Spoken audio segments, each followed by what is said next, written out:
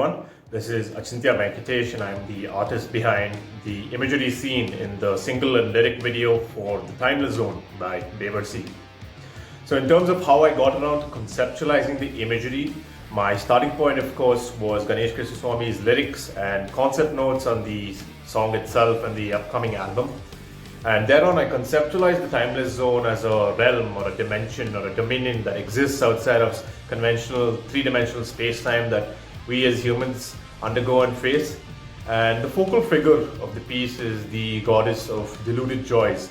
You could conceptualize her as the mistress of this dominion, and therefore around her you see the breakdown of conventional space-time and things that usually occur at the start of a given time period and the end of a given time period simultaneously occur within the scope of the piece.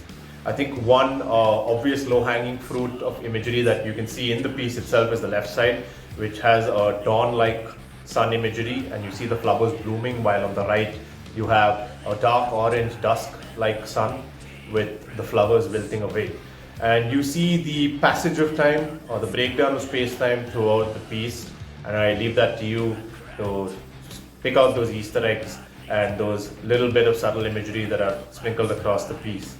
And another bit of imagery that you'll see is the sigil of Saturn. Saturn is the god of time in Indo-European mythology, so you will see that as well sprinkled across the piece in one form or the other, obvious and non-obvious.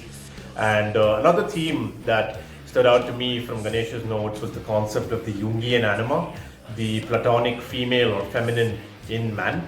And where I've incorporated that into the piece is obvious once I've mentioned it, but not so obvious upon first glance. So again, I leave that for you to decipher and dissect the piece. I hope you enjoyed that banger of a single, and cheers. Here's a bit of a snippet as to my process and how I went about creating the piece.